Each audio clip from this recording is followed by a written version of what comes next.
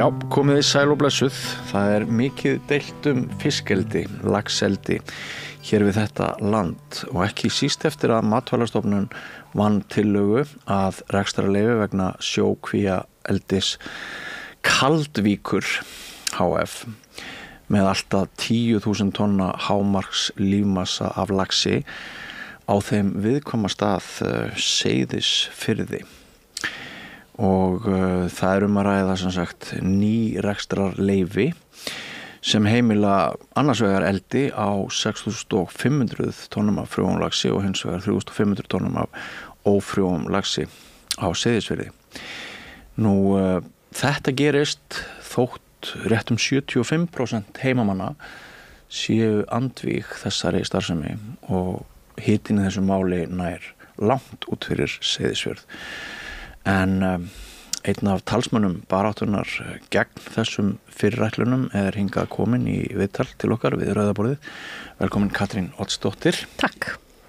Ef við kannski bara byrjum á þessari mótsögn og þarna opinber stofnun að aðhafast með ákveðnum hætti þótt 75% heimamanna séu gegn þessu. Það bara í lagi eða? Auðvitað það náttúrulega ekki í lagi. Það ekki í lagi samkvæmt neinum eðlilegum mælikvörðum. Hins vegar hefur okkur tekist að búa til svo brogað regluverk og svo vanmáttuga stofnanir að svona hlutir að gerast á Íslandi árið 2024. Og ég sat áðan á fjarfundi með einhverjum útlendingum að því áhugin á þessu máli nær raunar langt út fyrir landsteinana og það alveg bara erfitt að útskýra fyrir fólki sem býr í síðum samfélögum að það sé bara staðan að þrátt fyrir þetta fólk hafi mótmælt á öllum stigum og ekki bara benda á verulega annmarka sem eru í þessu skipulagsferli heldur sýnt fram á gríðarlega samstöðu bæjarbúa gegn þessum fyrirætlunum. Það virðist bara ekki nokkur möguleiki af hálfu kerfi sem sjálfs að hlusta og ég var einmitt að skoða aftur skýrslu sem var gerð í kjölfar þess að kom svona frummatsskýrsla út sem svona fyrsta skoðun og þá hitt þetta fiskeldi Austfjarða þetta fyrirtæki og nú heitir þetta Kaldvík og þar kemur fram þessi gríðarlegi vilji Seyðfirðinga til að stoppa þetta og bjarga firðinu sínum og skipulagsstofnun segir í skýrslunni sem var gerð í kjölfarið það bara gengur alls ekki að veita nokkurs konar leyfi eða klára skipulagið nema það sé hægt að sætta heimamenn og finna leið til þess að þeir vilji fá þetta.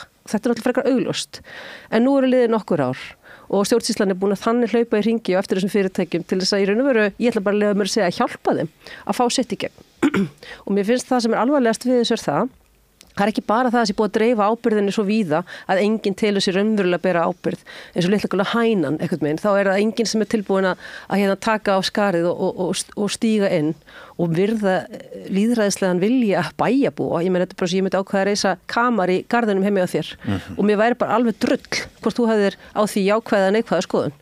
Og þetta kamar, ég ætla að leyfa mér að segja það. Þetta gríðarlega mengandi stóriðja sem að sérst ekki með berum augum mannabans og fyrir vikið einhvern veginn lætur fólk þetta fara fram hjá sér en afleiðingarnar eru skelfilegar og við höfum svo mörg dæmi það sem að gerist og Seyðisfjörður svona staður þar sem að ég fékk nýlega frá Veðurstofunni svo kallaðan ofanflóða annál.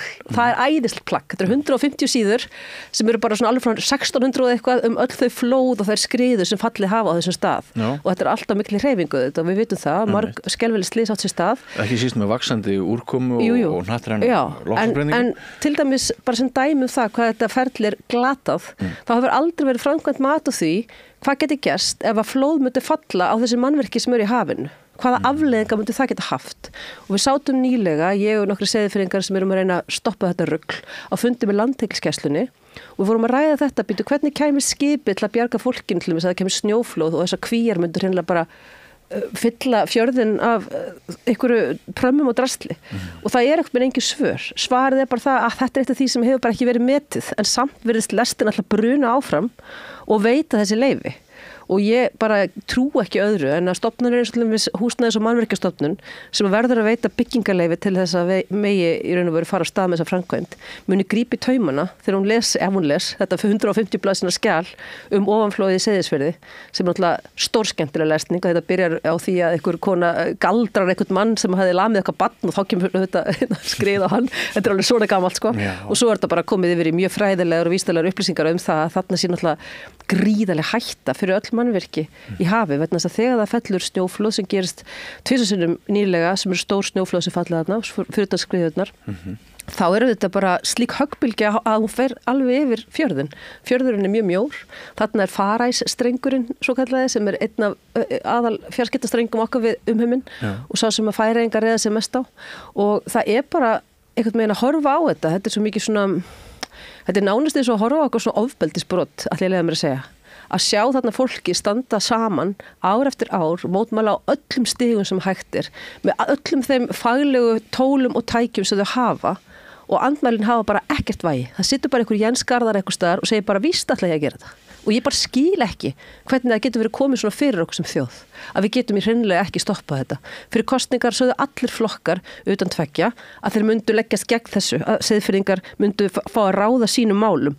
Og fyrir þjóð eins og okkar sem nú ekkert eðlilega mikla þráhyggju yfir sínu sjálfstæði og því að geta svolítið sagt sinn vilja og fá sínu framgengt, sko, að horfa upp á það að við ætlum að fara að neyða Seyðfirðinga til að taka móti einhverju mengandi stóriðju að því einhver frekur kall á Eskifirði vill það grátlegt.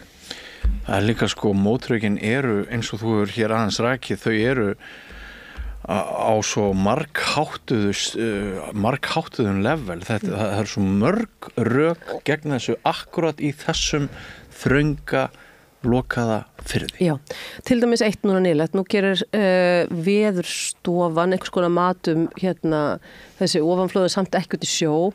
Svo kemur Vegagerðin og gerir einhvers konar matum siglingaröryggi. Allir eru svona pínum, ég veit ekki alveg, nei, þetta sleppur. Svona rétt sleppur. Já, en svo til dæmis þessar skýrslur siglingaröryggi, hún tekin og loksins einhver heimamaður spurður. Bara skipstjóri sem búin að sigla þarna áratugum saman og hann segir býtu, ef þetta gerist, þá ekkert var lengur í firðinum. Og þetta fer úr því að vera örugsiglingarleið í að vera varhugaverð siglingarleið. Og svo, að það sé ekki tala við heimamenn til dæmis, þegar það vera búið til svona mat og þú skoðar þetta mat, þá alltaf að tala um einhverja nafnlausa einstaklinga, einhverju skipstjórar frá Norrænu sem engi veit hverjir eru, sem segja þetta sé bara alveg frábært. En í ljós kemur að, Norrænamenn þurfa að hægja verulega á sér, þarna eru risastór skip að mætast því það er mikill áhugi hjá þessum stóru skipum að koma til Seyðisfjarðar og koma til Íslands og þetta er ein af okkar helstu ferðamannagáttum inn í landið og vera tróðfyllt af einhverjum kvíum, þetta er bara stór hættulegt, ekki bara fyrir þeirra eigin bara sjálfbærni og þeirra samfélag, þau vilja byggja þetta upp öðruvísi, þau vilja byggja á ferðamennsku og þau vilja byggja á annars konar þjónustu. Af hverju mega þau ekki ráða því? Þeim gengur bara helviti vel með sína sérstöðu og sín frábæra bæjarbrag að reka þetta bæjarfélag. Svo eru þau einhvern veginn lokkuð inn í þetta múlaþing á þeim forsendum að þau munu fá að ráða meira áttar ákvörðunum sjálf varða sitt nærumhverfi og svo forsend er bara hreinlega svikin í þessu máli. Þegar 75% bæjarbúa getur ekki fengið vilja sínum framgang. Það er svona rísa mál. Það er ekki svo sem verið að setja niður eitthvað ljósastur við eitthvað torg. Þetta er bara, þú veist, að hefja þarna massífa stóriði. En sko, nú eru stofnanir fyrst og fremst fólk. Stofnanir fólk sem á að styðjast við náttúrulega regluverk, lagaramma og allt það, en það er alltaf eitthvað svigrum inn á öllum vinnustöðum, sko. Hvað miðað við það hvað þú talar með gagnrýnum hætti um þetta og að manni sýnist alveg bara verðskulda með gagnrýnum hætti. Hvað gæti starfsfólki gengið til? Er þetta einhver kún, er þetta ótti, er þetta frekikallinn eða hvað er þetta, sko?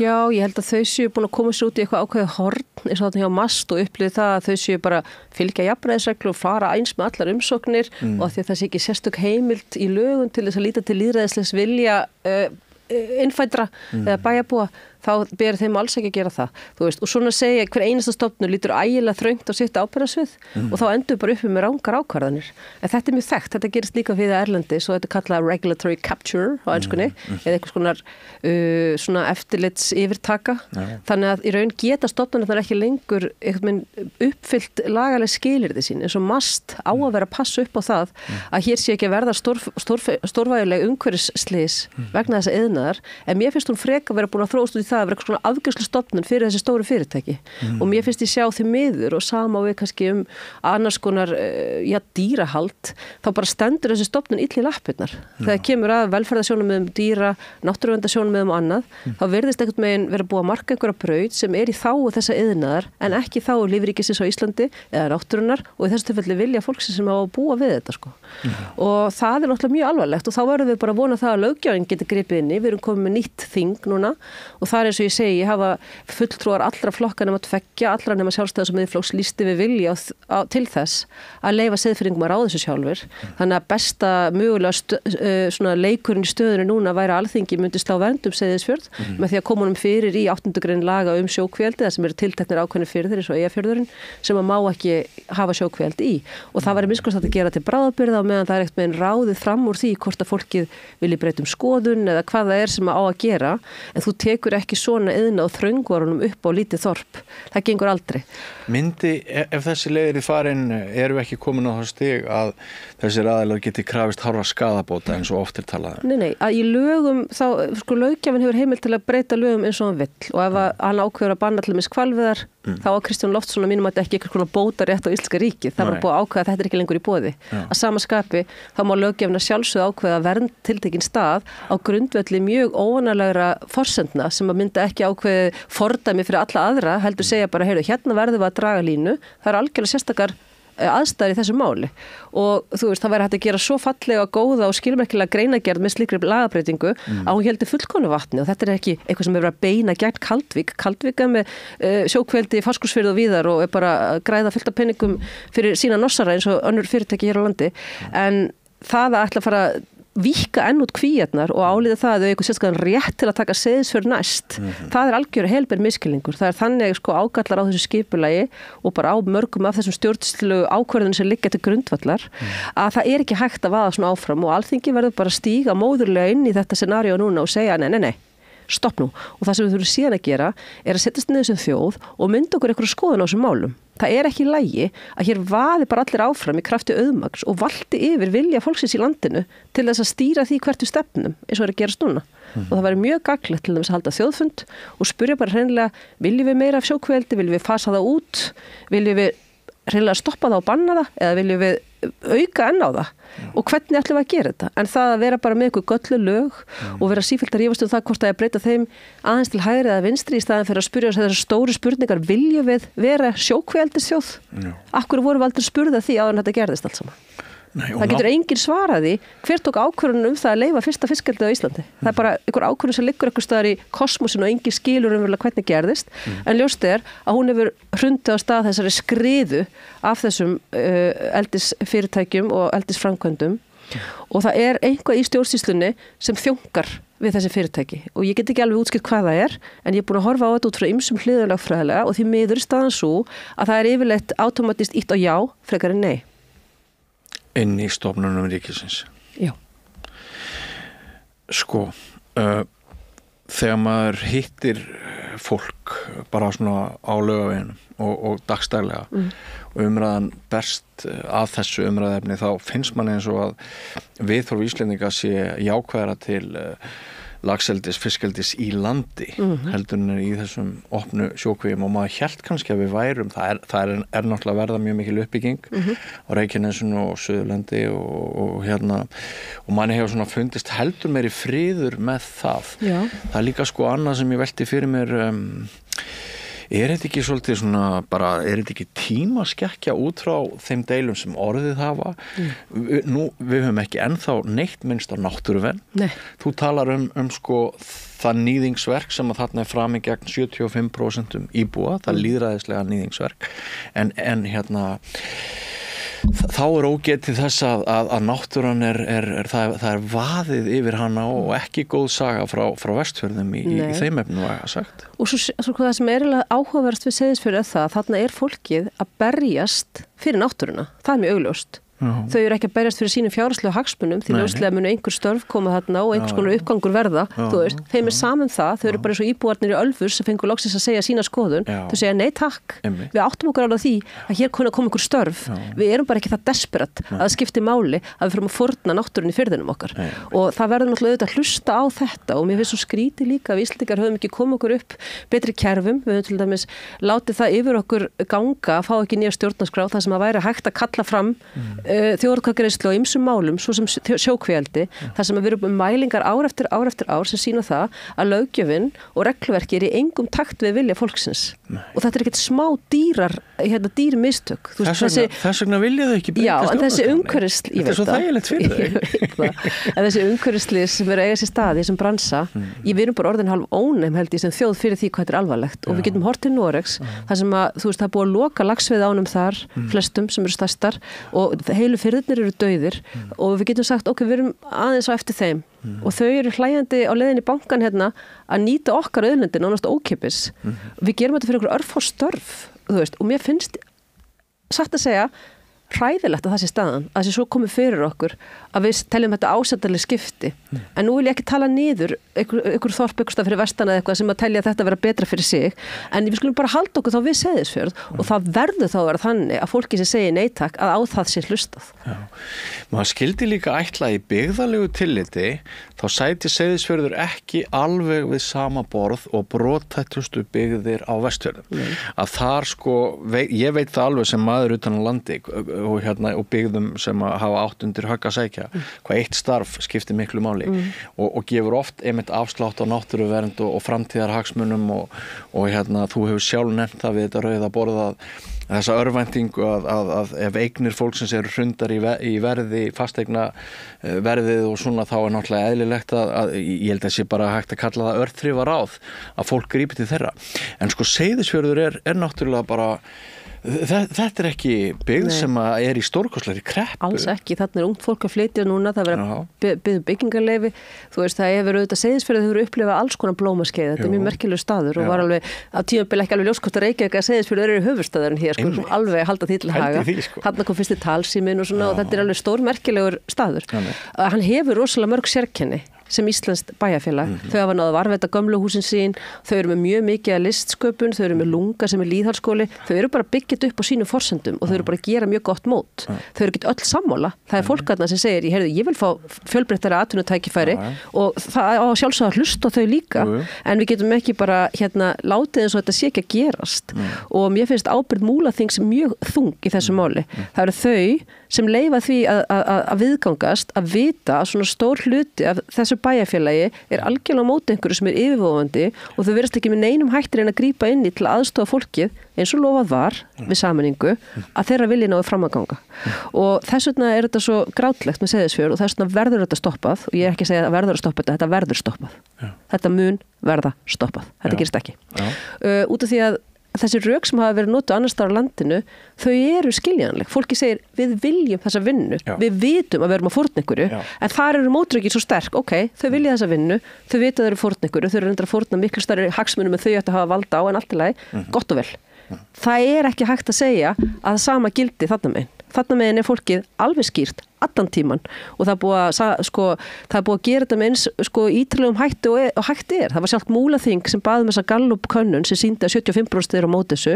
Síðan þá hafa verið framkvæmdar aðrar kannanir sem sýna enn stærri hlutfall bæjarbúa á móti og Kaldvík, hvað er hún? Hún fer og auglýsir störf í Seyðisfirði í sjókvíaeldi. Mikil ögrun. Ótrúlega ögrun og ótrúlega frekja. Og þetta er gert til þess að splundra samstöðu bæjarbúa og við heldum stóran samstöðufund núna í nóvember þar sem var alveg húsfyllir á Herðubreið og ótrúlega falleg stund þar sem þau borðuðu plokkfið saman og heldur síðan dagskrá og daginn eftir kemur ykkur ónafngreindur aðili frá MAST og lýsir því yfir á RÚV að það verði veitt leyfi í vor. Það standi til. Og þetta eru bara vinnubröð sem ég held að Sigilei myndi skamma sín fyrir. Að veita einhvers konar viðtal án heimildamanns á ríkisfjölmiðli það að tiltekin stjórnvaldsákvörðun verði tekin á tilteknu tíma án þess að þurfa að rannsaka það, án þess að þurfa að liggja fyrir hvaða andmæli kunna að koma upp og svo framvegis. Þetta, í mínum huga, heitir spilling. Ekkert annað. Þetta er mjög skuggalegt. Er það þessi ögurstund, hvenær rennur hún upp? Ég heyri á þér að þú ert... hún er alltaf bara runnin upp. Það er búið að auglýsa þessi leyfi. Það er bara, í raun og veru, þú veist, það er bara lestin er komin af stað. Við erum ekki lengur á brautapallinum að reyna rökstyðja það að það eigi ekki að fara í þessa ferð. Hún er lögð á stað þessi lest og nú er spurning hvernig við stoppum henni eða hvernig við breytum teinunum þannig að hún fari ekki í ranga átt, af því þetta röng átt, þetta röng niðurstaða.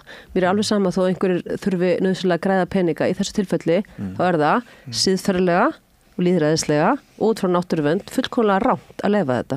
Og það ekki, ég bara ætla ekki að trúa því þó ég hafi nú hort upp á ýmislegt á Íslandi að það sé núna nýbúið að kjósa, fólk búið að lýsa yfir öllu fögruvarði þetta til þetta mál, rétt fyrir kosningar og muni þá ekki koma saman og standa í lappirnar og finna leið til að koma þessu lýðræðislega vilja seiðfirringa í virkni. Ég bara ætla ekki að trúa því fyrir að ég sé það. En ég held að seiðfirringar einhverjir munu ekki láta það gerast, það verður bara fundna leið til þess, held ég. Ég hef heyrt fólk tala það að það bara ætlar að verja fjörðin og ég vona að verða aldrei þannig að þurfa að fara í einhverjar aðgerðir eins og mývætningarnir gerðu, en það var þó ræðumaður frá þeim slóðum, Laxárdalinum, sem kom þarna á þannig fund og lýsti því hvernig hans afi og forfeður hefðu stoppað þá stóru og hræðilegu skissu sem hefði verið að stífla þarna Laxárdalinn og rústa Mývatni, og getur ímyndaði hvað Mývatni hefur skilað miklu inn í þjóðarkassan síðan. Þú veist, ef að langafi minn Einar Benediktsson hefði fengið að virkja Gullfoss, þá hefðu við ekki hann í dag til að monta okkur af við túristana og með tilhærandi efnaðslegum áhrifum. Þú veist, við verðum að hlusta og uppgöta það hvenær við þurfum að taka ákvarðanir. En þessi ágæti freki hagmælti afi minn hefði virkað Gullfoss ef einhver kona ekki hótaði að kasta sér ofan í hann. Þannig að stundum þarf líka að segja bara, við raunverulega erum að segja ykkur að hér hefur verið dregin lína, og ég held að seiðfirringar hafi gert það með öllum lögformlegum hætti hingað til og muni gera það áfram þangað til fram í sækir. En ég held líka bara að fólk þarna, það kallar ekki allt ömmu sína, ég held að fólk þarna sé í alvörinu hugsa bara hvað þurfum við þá að gera, af því það svo sjaldgæft að þú sért með svona skýran, mældan og viðurkenndan vilja, lýðræðislega vilja gagnvart einhverju svona stórri framkvæmd eins og þessari, og á hann sé ekki hlustað. Það var nú mitt fólk sem að sprengdi niður Kvísl, sko. Já. Og ég og frænda sem að kærði sig inn á sakaskrá, hann komst ekki og hann fór til lögreglunar á Húsavík daginn eftir og kærði sig inn á sakaskrá vegna þess að honum fann skipta, var það svo miklu að vera hluti af hópnum. Og svo var náttúrulega snild að stela dínamítinu af framkvæmdaaðilum sjálfum. En sko, já, ég veit ekki alveg svona, við sem erum að núna hlusta á þig. Ég veit ekki hvort okkur finnst það gott veðmál að treysta því að stofnanir ríkisins, hinnar sömu stofnanir ríkisins, og þú ert búin að lýsa upplifun þinni af. Ég veit ekki hvort okkur finnst það svona gott bett að treysta þeim úr því sem komið er. Nei, ég skil það bara mjög vel, en ég sem lögfræðingur verð ekkert minn alltaf að trúa að svo leið sér fær, og við munum gera allt að miskustu við sem erum að reyna að berjast í þessu. Þetta náttúrulega bara örlítil félagasamtök með eiginlega enga burði til að standa í þessu, en við reynum þó eins og við getum. Og það hefur nú alveg skilað árangri. Við fórum með nokkuð mál fyrir úrskurðarnefnd umhverfis- og auðlindamála núna sjókvíaeldi bara á síðasta ári, og það var hellingur af þessu ógilt. Þetta ekki eins og þetta sé ykkur óbilgjörn fullkomin stjórnsýsla. Það er bara fullt af fúski og rugli í gangi, og það þolir enga skoðun. En sko, er ósagt í þessu sem þú ert að tala um bara að auðræðið kaupir allt? Sveitarstjórnarmenn, pólitíska fulltrúa, þingmenn, ríkisstofnanir, bara að peningaaflið, er þetta þannig að þeir geta hama svo svakalega í þér ef þú ekki gerir vilja þeirra, að fólkið hugsa bara að þeir muni gera líf mitt óbærilegt. Þetta ömurlegt en ég þarf að gera þetta. Ég veit nú ekki alveg hvort það sé þannig. Ég efast að sitja ykkur þú veist, marst starfsmennin á hótið þeim, sko, einhverjum afklipptum eyrum. Þetta held ég miklu meira eitthvað lenska. Þú veist, að við erum ekkert búin að venjast því að beygja okkur gagnvart þessari svipu sem að þessi fjársterku aðilar auðvitað hafa í krafti alls konar lögmannsþjónustu og annað til þess að böslast í gegn og svolítið, ég var alveg síðan þess að tölvupósamskipti, þau eru ansi frekjuleg, sko. Það að vera heimta að færa þessi nið þarna og hlusta það á mig og gera þess að ég segi, þetta svona svolítið boðvald fílingur í þessu, sko. En svo höfum við líka frábæra meginreglur og stjórnsýslulögin okkar sem segja bara hvernig á að framkvæma góða stjórnsýslu. Og við verðum að trúa því að þetta haldi að lokum, þó við þurfum að lokum að fara fyrir dómstóla eða hvað það þó við þurfum að fara allavega til Strasbourg, við hættum ekki, að því það bara til ein íslensk náttúra, og við sem kynslóð höfum engan rétt á að rústa henni gagnvart næstu kynslóð og fara í leiðinni alveg ógeðslega illa með þessi dýr í þá einhver skammtíma gróða. Þú veist, það ekki gott, og það ekki eins og þessi peningar séu að enda meginstefnunni til í Íslandi í okkar sameiginlegu kerfum eða eitthvað slíkt. Það ekki eins og þannig, sko. Þannig að ég held að við hljótum öll að vita það innst inni að fyrir samfélagslega hagsmuni þessa lands þá þetta mjög slæmt og hvað þá fyrir náttúruna og þarna verði ég að segja að þú veist, náttúran á okkur, ekki við hana og þessi ofbúslega mannmiðaða aðferða og kíkja á náttúruna alltaf sem eitthvað svona, hvað get ég fengið? Hún alltaf er það sem að steypa bara þessari tegund sem homo sapiens í algjörða glötun, sko, þannig að við erum ykkur ákveðin birtingamynd af vandamáli sem miklu stærra en bara íslenskt, en Seyðisfjörður í alvörunni fallegasta prófdæmi sem ég get ímyndað mér það, hvort hér sé til stjórnkerfi sem virðir það þegar meiri segja fólki sem sjálft á fjárhagslega hagsmuna því að segja já, segir nei, við höfum dregið línu í sjóin og hinga farið þið ekki. Davíð Oddsson sagði þegar tekin var ákvörðun Kárahnjúkavirkjun, náttúran á að vera manninum undirgefin. Já, þetta náttúrulega bara, ég finnst þetta mjög ofbeldisfull staðhæfing og ég þoli ekki ljós söguna mjög vel þessi. Nei, það getur sérstaklega. En sko hvernig að vera svona í lokin ef ég fæ aðeins að víkja talinu bara svona að þér að maður svona undrasta stundum hvað hún færið sko kraftin í fuglabrjóstið þitt til þess að djöflast áfram eins og þú gerir. Getur þú sagt okkur það? Já, ég bara, mér finnst þetta gaman.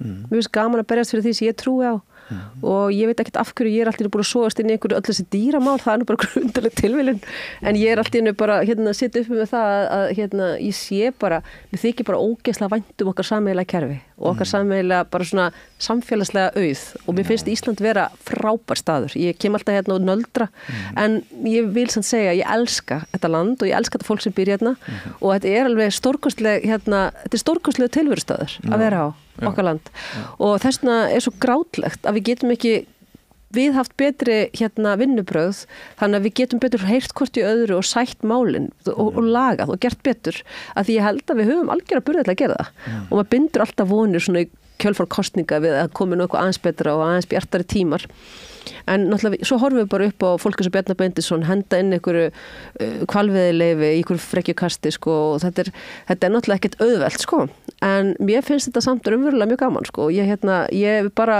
er forréttinda stöð að fá að vinna við það sem ég á áhuga og ég á ógeðslega skemmtilega vinni og gott líf og bara ég er mjög heppin að vera ég þannig að það er ekki svo að sé ykkur pláa að vera að standa í þessu ég fæ að vera með skemmtilegasta fólki á Íslandi sem Seyðfirðingar og kannski mögulega sjá árangur af vinnunni sem ég tali alveg skipti máli, það er ekki að byggja meira. Nei, að berjast fyrir hagsmunum einhver sem manni þykir vænt náttúrulega maður finnur ekki mikið fyrir því að maður sé í vinnunni þegar maður að því. Nei. Það ég skil hvað þetta fara. En þú nefndir aðeins Bjarna og útgáfu hvalveiði leyfisins sem náttúrulega bara önnur ögrun og eiginlega bara sko í öllum öðrum löndum alheims fullyrði ég, siðvæddum ríkjum, það væri allt brjálað. Það væri bara þannig. En þannig annað dæmi og mér minnir að þú hafir þegar ég rætti aðeins við þig áður en við fórum inn í stúdíu, mér minnir að þú hafir notað hugtækið að þér finnist eins og það væri svolítið svona appelsínugul viðvörun í gangi núna. Það væri svona eitthvað ekki gott. Já, það er grátlegt að sjá hvernig fólk fer með völd svona síðustu metrónum en það er mjög afhjúpandi líka. Já. Þú veist, þessi ákvörðun mér finnst það bara að vera að gera þess að fífli í raun þessi maður en hann er að gera okkur öll að fíflum í leiðinni sem er verra og hann er ekki bara að veita ákvörðun að gefa út eitthvað leyfi til hvalveiða okkur furðulegum tíma ársins fyrir eitthvað félag sem heldur hann líka að búa til nýtt fordæmi í einhverju spillingar listdansi sem er það að leyfin eitthvað framlengjast sjálfkrafa þannig að hann er búin að finna einhverja lúpu til að gera ótímabundin hvalveiðileyfi árið 2024 á Íslandi þetta er alltaf bara, þetta er eins galið og það getur gerst og í alvörunni bara, mér finnst hann setja verulega niður fyrir vikið og þessi gula eða appelsínugula, jafnvel rauða viðvörun sem ég var að tala áðan bara eitthvað innanhúsmet í frekikallin sko og það, þú veist, þetta lið brjálast eða fari ekki að halda völdum skilaði lyklunum Jóhanna þú veist, þetta er bara eitthvað svona á þetta má þetta attitút sem að í raun og veru er akkurat vandinn og kannski kristallast í þessu Seyðisfjarðarmáli líka þannig og einu svona oddviti sjálfstæðisflokksins í þessu kjördæmi sem stýrir þessu fyrirtæki sem ætla sér að fara þarna onni garðin hjá nágrannanum án þess að hann þurfi leyfi eða neitt til ég meina, þetta er bara svo þetta er svo ósmart og þetta er svo ótrúlega ósiðað og ég hef stundum á tilfinningunni að það sé kannski okkar akkillesarhæll að við fluttum svo hratt úr einhverju hálfgerðu sko bara þróunaríkis feeling og búm, yfir í einhverju mikla auðlega, við tókumst ekki alveg á við það að vaksa og verða siðmentu þjóð. Ég kalla þetta hungursneiðar komplexin í nýju bókinni minni. Já, einmitt, það godt orð. Þetta eitthvað svona, þetta eitthvað svona að leggjast niður gagnvart einhverju auðvaldi og þú veist, þú maður viti að þetta rangt, þú veist, það bara gengur ekki, sko. Og svo eru nokkrir svona sem að nennar representata einhverju varðhötta valdsins eins og Bjarni Benediktsson sem að gengur eitthvað með eitthvað smörk og veitir eitthvað leyfi sem hann veit að meðlutu þjóðarinnar fyrirlítur fyrir að gera, en að því hann getur að gera það samt og þykist kalla það eitthvað svona eðlilega stjórnsýslu. Ég meina, við sjáum öll í gegnum þetta, við nennum alltaf lengur að kippa okkur upp við þetta sem náttúrulega hræðilegt. En ef við værum að kippa okkur upp við allt það rugl sem viðgengst hérna í íslenskum stjórnmálum, þá hefðum við engan tíma til þess að sinna börnunum okkar, lesa bækur og vinna vinnuna okkar. Þannig sko magnið af þessu stundum að ég held að okkur verður bara hérna að fyrirgefast að við séum að velja ákveðnar baráttur og taka þær hart, en þetta hvalveiðimál, það hefur ekki verið sungið það síðasta í því heldur getið sattir. En svona kannski bara rétt til að enda þetta, frábært að fá þig hérna að rauðaborðinu, Katrín. Sko, mér minnir að það sé þannig með skoðanakannanir, viðhorfskannanir sem eru gerðar út allan heim, að konur láta sig náttúruvernd í svörum sínum meira varða en kallar að jafnaði. Og nú erum við með dálislega hven orku hugsanlega í nýrri ríkisstjórn. Við erum með 3 konur sem hafa verið kallaðar valkyrjur, hvort sem að þau finnst það gott nafn eða ekki, og maður skildi ætla að hven orkan sem gæti orðið svona, hvað maður að segja, leiðarljós íslenska ríkisins næstu 4 ár ef þetta gengur, að hún gæti leitt til annarar hugsunar. Ertu sæmilega vongóð svona það að það eitt og út af fyrir sig? Ég held að við ekki skemmar eitt fyrir okkur í öllu falli, en ég held að þetta sé samt vandasamt að vera í svona polaríseraðri pælingu það að kalla séu eitt og konur annað, þannig að en það er samt alveg rétt hjá út frá sko bara vísindarlegum gögnum og við getum talað þetta sama hér heima, það eru miklu fleiri konur á móti hvalveiðum heldur en kallar, það eru miklu fleiri konur á móti sjókvíu heldur en kallar, það eru miklu meiri konur fylgjandi nýju stjórnarskrána heldur en kallar. Þannig að auðvitað það er á einhvern hátt þetta aðgreina þessa 2 þjóðfélagshópa og segja X einn og Y hinn. Ég veit bara ekki alveg hvort það sé gagnlegt til þess að ná áfram. Af því mig langar ekkert að vera í einhverju eilífu kynjastríði. Ég held að þetta snúist miklu frekar það að við finnum leið til þess að hlusta betur hvort á annað. Og það að við séum ósammála, það á ekki endilega því að það að annað okkar þurfa að hafa fullan sigur og hitt þurfa bara að liggja í valnum. Þú veist, þetta svolítið svona gamaldags hugmyndafræði sem svolítið svona það sem að lýðræðið okkar keyrir ennþá á, í staðan fyrir að reyna að komast meiri átt á svona konsensus sáttamiðlunar aðferðum. Það sem að við erum bara, við erum ekki sammála, en skoðum aðeins hvað það er þó sem við erum sammála Ræmum það að sinn. Getum við einhvern veginn mjaka okkur hinga saman og þá þurfum við ekki einhvern veginn að skilja annað hvort okkar eftir auðmýkt og hitt í einhverju ekokasti, skilur. Þú veist, ég held að þetta sé, þú veist, í raun og veru og aftur nýja stjórnarskráin náttúrulega gefur okkur leiðir til þess að leysa miklu fleiri ágreiningsmál og koma þeim inn á borðið og út af borðinu, en henni hefur verið hafnað akkurat út af því að þetta sama fólk sem að vill ekki auðlindirnar einhvern veginn hafninu óvart hjá almenningi eða ágóðan að þeim, stoppar það bara. Og ég meina, ég veit alveg þetta er bara svo að halda niður í loki á sjóðandi potti, sko, þetta mun ekki takast að eilífu, það er alveg furðulegt hvað þeim tekst að lengi, en þessi mál sem við erum að skoða hér í dag til dæmis, eins og sjókvíu á Seyðisfirði, hvalveiðar og annað, þetta eru birtingamyndir af því að okkur hefur ekki tekist að uppfæra grunn sáttmálan okkar í samfélaginu og við fengum alveg einstakt moment í hruninu og eftir hrun til þess að fást við það hvernig viljum við vera þegar við verum stór sem Ísland, að því við erum bara lítil nýlendu þjóð sem að losnaði fyrir örfáum áratugum undan því að vera einhvern veginn undir öðru boðvaldi. Og nú þurfum við svolítið að fara að horfa í speil og segja hvað ætla ég að gera því að stór, hvernig ætla ég að vera, ætla ég að vera siðrænni, ætla ég að vera óheðalegur, ætla ég að beita öllum bröðum til að fá mitt í gegn, eða ætla ég að hugsa hvað væri best fyrir alla við þetta borð.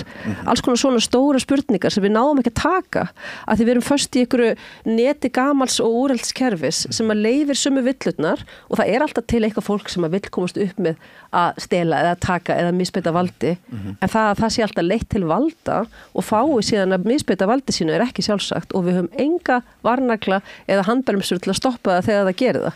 Það skelfilegt sko. Og það líka mjög sérkennilegt að ef einhver ætlar að halda uppi siðferðislegri umræðu að þá sko fá hann beint í trínið að hann hljóta að hafa einhverja sérhagsmuni, dulda sérhagsmuni af því að ræða siðferði. Þetta er, ég veit ekki hvernig þetta er í öðrum löndum en þetta er rosalega sérstakt hér. Já, þetta er mjög sérstakt og við erum bara svolítið eins og á gelgjuskeiðinu kannski hvað varðar okkar svona lífaldur sem þjóð. Já, og við erum svolítið að skella hurðum og svona og þú veist eitthvað fljóta upp og kannski fljóta niður líka en það er hins vegar þannig að við verðum að fara að taka einhver svona stór þroskastefi átt að því að taka bara svolítið ábyrgð á okkur og á þessu einstaklega dásala landi sem að við höfum fengið að passa upp á sko. Það er náttúrulega ekkert eðli forréttindi að fá að fæðast hérna en því fylgir auðvitað líka ábyrgð og við verðum að finna leiðir til að axla hana betur og saman og ábyrgð á hvort öðru að því að það er bara svo leiðilegt að eyða lífinu í eitthvað risarifrildi eitthvað sem skiptir engu máli. Þú veist, við verðum ekki að geta hort saman eitthvað lengra og verið bara við erum mist að fara þangað, let's go. Og svo misti þú þið stundum og ég stundum og stundum erum við að þræta hvað er verið næst en við erum að fara þangað, þú veist. Það er alltaf svo hressandi innblástur sem fylgir orðinum. Takk Katrín fyrir að koma. Takk fyrir að fá mig. Og við ætlum að halda okkur reyndar við Austurland en við ætlum að færa okkur aðeins set. Við ætlum að færa okkur yfir til Neskaupstaðar og við ætlum að fara nokkur ár aftur í tíman. Meir það hér eftir andartak. Allir þættir samstæðvarinnar eru fáanlegir á öllum helstu hlaðvarpsveitum.